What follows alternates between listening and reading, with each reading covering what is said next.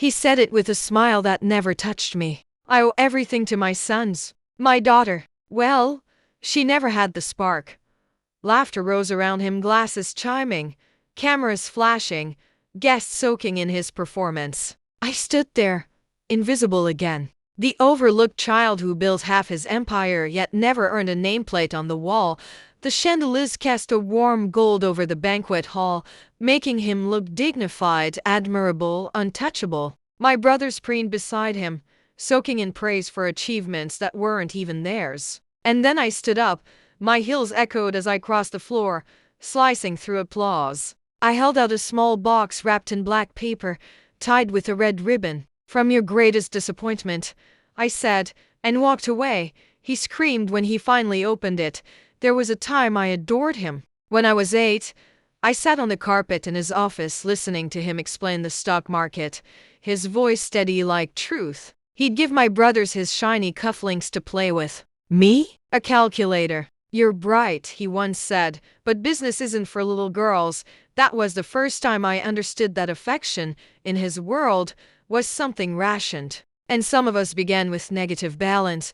I learned early to be quiet, to observe, to understand what people meant in the words they didn't say. I studied him, how he charmed investors with polished lies, how he manipulated rooms with a smile. He called it leadership. I called it performance.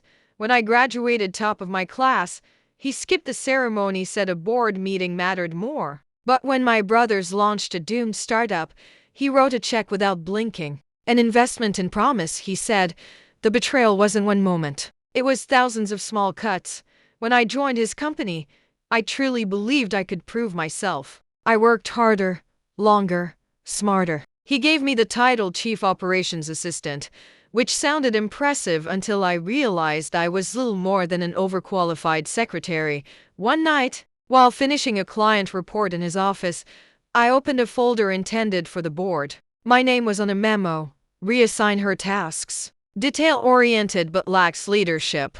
Keep her occupied. Begin phasing her out. His signature sat neatly beneath it. Something inside me went silent. I didn't quit. I didn't confront him. I paid attention. Beneath his polished image were secrets, offshore accounts, hidden transfers, manipulated earnings, shell corporations under my brothers' names. He assumed no one would dig deep enough to connect them. He was almost right, except I did. Months of work, line by line, document by document. I followed every trail until I knew exactly how to dismantle him. Not with anger, but with accuracy. It started small, anonymous, well-timed emails to auditors and board members. Subtle nudges, quiet alerts, just enough to create suspicion, never enough to trace. Then I handed key documents to regulators. Clean, unlinkable, perfect. He'd always said, knowledge is power. He never realized I learned that lesson better than he did. When the company announced his retirement gala, I knew it was the moment. His victory lap before the unraveling. The week before, I tied every loose thread into a noose made from his own choices.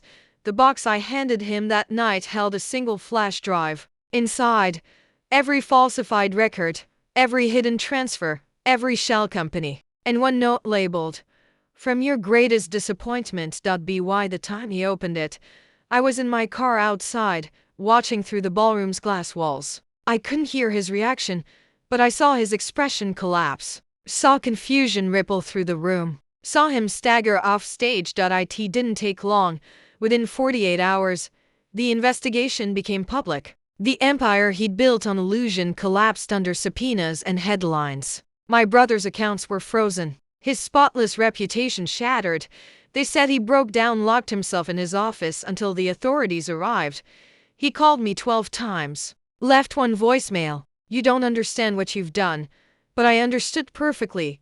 People ask if I regret it. Regret is for those who were offered love and lost it. I was never offered anything. I didn't ruin him out of spite. I corrected the imbalance. I showed him that the daughter he dismissed learned every one of his lessons and surpassed him. His company carries a new name now. Mine. His office is empty. His legacy dust. And me? I sleep without a single weight on my chest. They call it revenge. I call it inheritance.